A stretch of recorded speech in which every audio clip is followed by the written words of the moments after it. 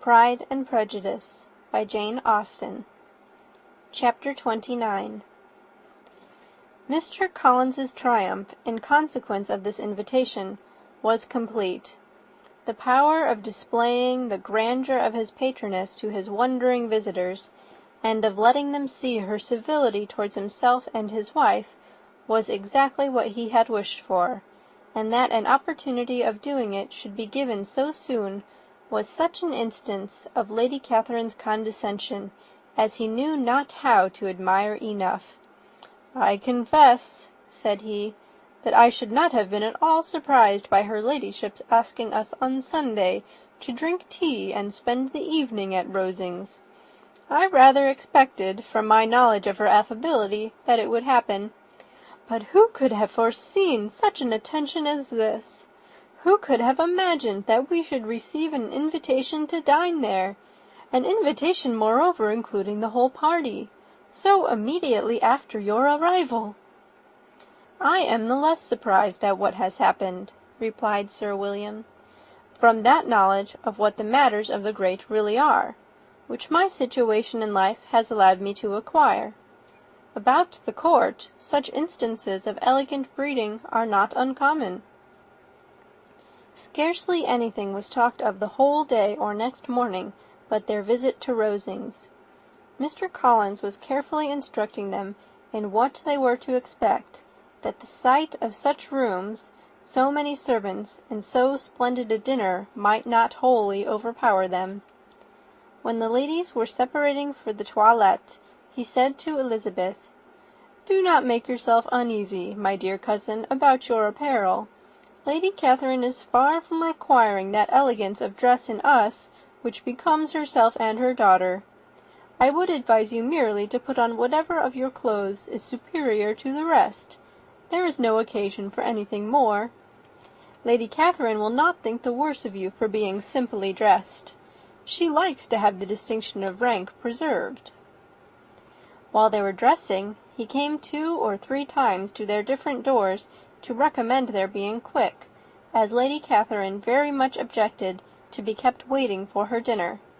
Such formidable accounts of her ladyship and her manner of living quite frightened Maria Lucas, who had been little used to company, and she looked forward to her introduction at Rosings with as much apprehension as her father had done to his presentation at St. James's. As the weather was fine, they had a pleasant walk of about half a mile across the park.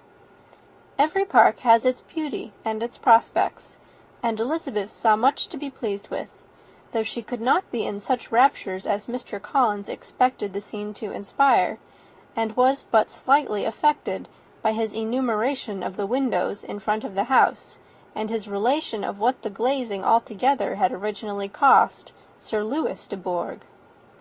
When they ascended the steps to the hall, Maria's alarm was every moment increasing, and even Sir William did not look perfectly calm. Elizabeth's courage did not fail her. She had heard nothing of Lady Catherine that spoke her awful from any extraordinary talents or miraculous virtue, and the mere stateliness of money or rank she thought she could witness without trepidation. From the entrance hall, of which Mr. Collins pointed out with a rapturous air the fine proportion and the finished ornaments, they followed the servants through an antechamber to the room where Lady Catherine, her daughter, and Mrs. Jenkinson were sitting. Her ladyship, with great condescension, arose to receive them, and as Mrs. Collins had settled it with her husband that the office of introduction should be hers, it was performed in a proper manner, without any of those apologies and thanks which he would have thought necessary.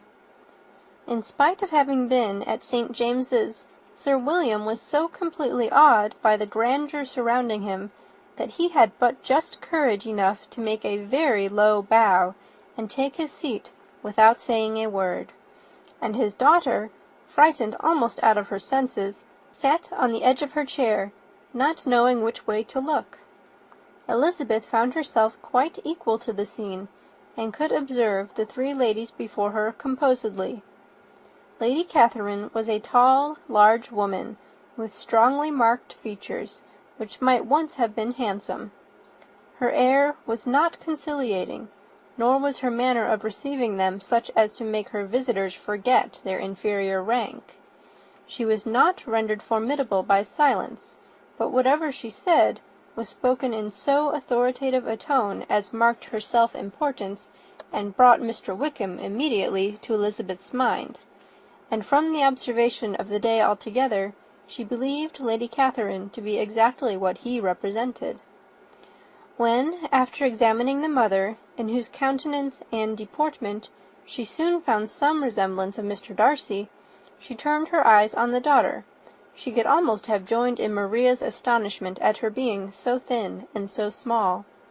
There was neither in figure nor face any likeness between the ladies. Miss de Bourgh was pale and sickly.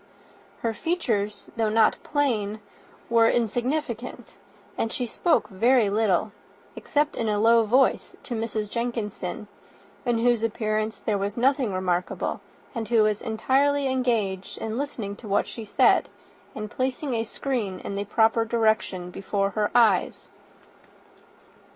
After sitting a few minutes, they were all sent to one of the windows to admire the view, Mr. Collins attending them to point out its beauties, and Lady Catherine kindly informing them that it was much better worth looking at in the summer.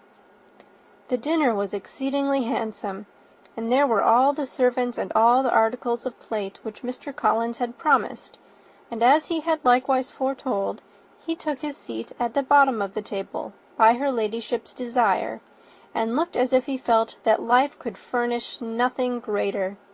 He carved and ate and praised with delighted alacrity, and every dish was commended, first by him, and then by Sir William, who was now enough recovered to echo whatever his son-in-law said, in a manner which Elizabeth wondered Lady Catherine could bear. But Lady Catherine seemed gratified by their excessive admiration, and gave most gracious smiles, especially when any dish on the table proved a novelty to them. The party did not supply much conversation. Elizabeth was ready to speak whenever there was an opening, but she was seated between Charlotte and Miss de Bourgh, the former of whom was engaged in listening to Lady Catherine, and the latter said not a word to her all dinner-time. Mrs. Jenkinson was chiefly employed in watching how little Miss de Bourgh ate, pressing her to try some other dish, and fearing she was indisposed. Maria thought speaking out of the question, and the gentlemen did nothing but eat and admire. When the ladies returned to the drawing-room, there was little to be done but to hear Lady Catherine talk, which she did without any intermission, till coffee came in, delivering her opinion on every subject in so decisive a manner as proved that she was not used to have her judgment controverted. She inquired into Charlotte's domestic concerns familiarly and minutely, gave her a great deal of advice as to the management of them all, told her how everything ought to be regulated in so small a family as hers, and instructed her as to the care of her cows and her poultry. Elizabeth found that nothing was beneath this great lady's attention, which could furnish her with an occasion of dictating to others. In the intervals of her discourse with Mrs. Collins, she addressed a variety of questions to Maria and Elizabeth, but especially to the latter, of whose connections she knew the least, and who, she observed to Mrs. Collins, was a very genteel, pretty kind of girl. She asked her at different times how many sisters she had, whether they were older or younger than herself, whether any of them were likely to be married, whether they were handsome, where they had been educated, what carriage her father kept, and what had been her mother's maiden name. Elizabeth felt all the impertinence of her questions, but answered them very composedly. Lady Catherine then observed, "Your father's estate is entailed on Mr. Collins, I think. For your sake," turning to Charlotte, "I am glad of it, but otherwise I see no occasion for entailing estates from the female line. It was not thought necessary in Sir Louis de Bourgh's family. Do you play and sing, Miss Bennet?" "A little." "Oh, then, some time or other, we shall be happy to hear you. Our instrument is a capital one, probably superior to— You shall try it some day. Do your sisters play and sing?" "One of them does." "Why did not you all learn? You ought all to have learned. The Miss Webbs all play, and their father has not so good an income as yours. Do you draw?" "No, not at all." "What, none of you?" "Not one." "That is very strange. But I suppose you had no opportunity. Your mother should have taken you to town every spring for the benefit of masters." "My mother would have had no objection, but my father hates London." "Has your governess left you?" "We never had any governess." "No governess! How was that possible? 5 daughters brought up at home without a governess? I never heard of such a thing. Your mother must have been quite a slave to your education." Elizabeth could hardly help smiling as she assured her that had not been the case. "Then who taught you? Who attended to you? Without a governess, you must have been neglected." "Compared with some families, I believe we were, but such of us as wished to learn never wanted the means. We were always encouraged to read, and had all the masters that were necessary. Those who chose to be idle certainly might." "Ay, no doubt, but that is what a governess will prevent, and if I had known your mother, I should have advised her most strenuously to engage one. I always say that nothing is to be done in education without steady and regular instruction, and nobody but a governess can give it. It is wonderful how many families I have been the means of supplying in that way. I am always glad to get a young person well placed out. 4 nieces of Mrs. Jenkinson are most delightfully situated through my means, and it was but the other day that I recommended another young person, who was merely accidentally mentioned to me, and the family was quite delighted with her. Mrs. Collins, did I tell you of Lady Metcalfe's calling yesterday to thank me? She finds Miss Pope a treasure. 'Lady Catherine,' she said, 'you have given me a treasure.' Are any of your younger sisters out, Miss Bennet?" "Yes, ma'am, all." "All? What, all 5 out at once? Very odd. And you only the second. The younger ones out before the elder ones are married? Your younger sisters must be very young." "Yes, my youngest is not 16. Perhaps she is full young to be much in company. But really, ma'am, I think it would be very hard upon younger sisters that they should not have their share of society and amusement because the elder may not have the means or inclination to marry early. The last-born has as good a right to the pleasures of youth as the first, and to be kept back on such a motive, I think it would not be very likely to promote sisterly affection or delicacy of mind." "Upon my word," said her ladyship, "you give your opinion very decidedly for so young a person. Pray, what is your age?" "With 3 younger sisters grown up," replied Elizabeth, smiling, "your ladyship can hardly expect me to own it." Lady Catherine seemed quite astonished at not receiving a direct answer, and Elizabeth suspected herself to be the first creature who had ever dared to trifle with so much dignified impertinence. "You cannot be more than 20, I am sure. Therefore you need not conceal your age." "I am not 21." When the gentlemen had joined them, and tea was over, the card-tables were placed. Lady Catherine, Sir William, and Mr. and Mrs. Collins sat down to quadrille, and as Miss de Bourgh chose to play at casino, the 2 girls had the honour of assisting Mrs. Jenkins to make up her party. Their table was superlatively stupid. Scarcely a syllable was uttered that did not relate to the game, except when Mrs. Jenkinson expressed her fears of Miss de Bourgh's being too hot, or too cold, or having too much or too little light. A great deal more passed at the other table. Lady Catherine was generally speaking, stating the mistakes of the 3 others, or relating some anecdote of herself. Mr. Collins was employed in agreeing to everything her ladyship said, thanking her for every fish he won, and apologizing if he thought he won too many. Sir William did not say much. He was storing his memory with anecdotes and noble names. When Lady Catherine and her daughter had played as long as they chose, the tables were broken up. The carriage was offered to Mrs. Collins, gratefully accepted, and immediately ordered. The party then gathered round the fire to hear Lady Catherine determine what weather they were to have on the morrow. From these instructions they were summoned by the arrival of the coach, and with many speeches of thankfulness on Mr. Collins's side, and as many bows on Sir William's, they departed. As soon as they had driven from the door, Elizabeth was called on by her cousin to give her opinion of all that she had seen at Rosings, which, for Charlotte's sake, she made more favourable than it really was. But her commendation, though costing her some trouble, could by no means satisfy Mr. Collins, and he was very soon obliged to take her ladyship's praise into his own hands. End of chapter 29. Chapter 30. Sir William stayed only a week at Hunsford, but his visit was long enough to convince him of his daughter's being most comfortably settled, and of her possessing such a husband and such a neighbour as were not often met with.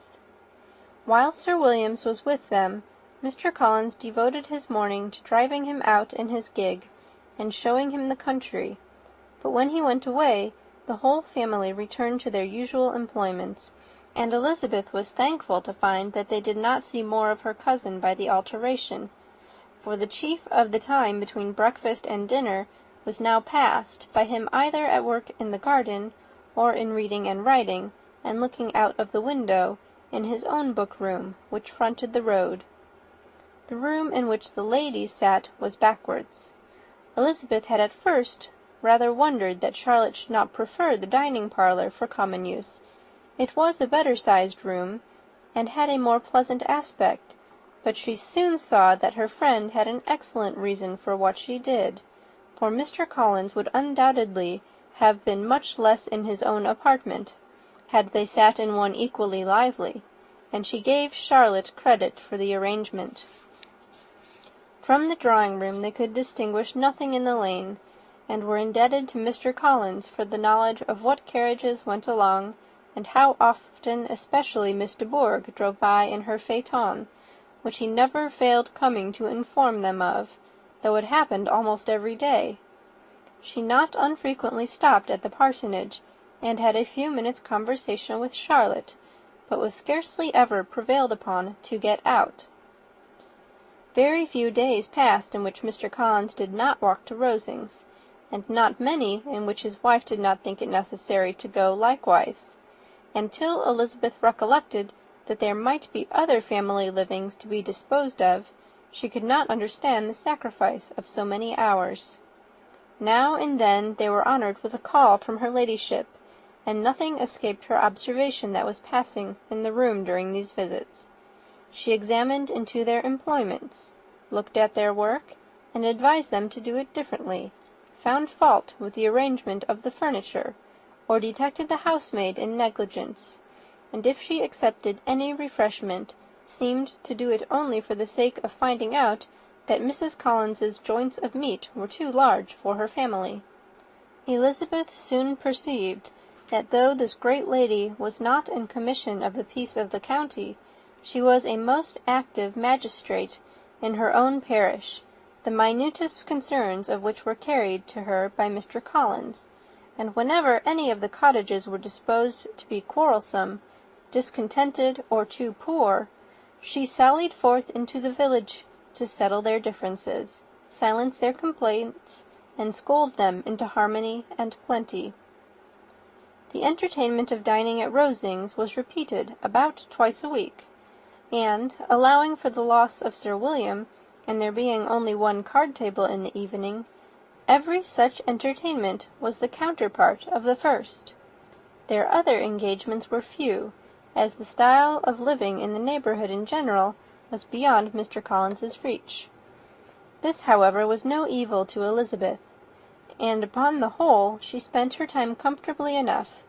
There were half-hours of pleasant conversation with Charlotte, and the weather was so fine for the time of year that she had often great enjoyment out of doors. Her favourite walk, and where she frequently went while the others were calling on Lady Catherine, was along the open grove which edged that side of the park, where there was a nice sheltered path, which no one seemed to value but herself, and where she felt beyond the reach of Lady Catherine's curiosity. In this quiet way the first fortnight of her visit soon passed away. Easter was approaching, and the week preceding it was to bring an addition to the family at Rosings, which in so small a circle must be important. Elizabeth had heard soon after her arrival that Mr. Darcy was expected there in the course of a few weeks, and though there were not many of her acquaintances whom she did not prefer, his coming would furnish one comparatively new to look at in their Rosings parties, and she might be amused in seeing how hopeless Miss Bingley's designs on him were, by his behaviour to his cousin, for whom he was evidently destined by Lady Catherine, who talked of his coming with the greatest satisfaction, spoke of him in terms of the highest admiration, and seemed almost angry to find that he had already been frequently seen by Miss Lucas and herself. His arrival was soon known at the parsonage, for Mr. Collins was walking the whole morning within view of the lodges opening into Hunsford Lane, in order to have the earliest assurance of it, and, after making his bow as the carriage turned into the park, hurried home with the great intelligence. On the following morning he hastened to Rosings to pay his respects. There were 2 nephews of Lady Catherine to require them, for Mr. Darcy had brought with him a Colonel Fitzwilliam, the younger son of his uncle Lord Fitzwilliam, and, to the great surprise of all the party, when Mr. Collins returned, the gentlemen accompanied him. Charlotte had seen them from her husband's room, crossing the road, and immediately running into the other, told the girls what an honour they might expect, adding, "I may thank you, Eliza, for this piece of civility. Mr. Darcy would never have come so soon to wait upon me." Elizabeth had scarcely time to disclaim all right to the compliment before their approach was announced by the door-bell, and shortly afterwards the 3 gentlemen entered the room. Colonel Fitzwilliam, who led the way, was about 30, not handsome, but in person and address most truly the gentleman. Mr. Darcy looked just as he had been used to look in Hertfordshire, paid his compliments with his usual reserve to Mrs. Collins, and, whatever might be his feelings towards her friend, met her with every appearance of composure. Elizabeth merely curtsied to him without saying a word. Colonel Fitzwilliam entered into conversation directly with the readiness and ease of a well-bred man, and talked very pleasantly, but his cousin, after having addressed a slight observation on the house and garden to Mrs. Collins, sat for some time without speaking to anybody. At length, however, his civility was so far awakened as to inquire of Elizabeth after the health of her family. She answered him in the usual way, and after a moment's pause added, "My eldest sister has been in town these 3 months. Have you never happened to see her?" She was perfectly sensible that he never had, but she wished to see whether he would betray any consciousness of what had passed between the Bingleys and Jane, and she thought he looked a little confused as he answered that he had never been so fortunate as to meet Miss Bennet. The subject was pursued no farther, and the gentlemen soon afterwards went away. End of chapter 30.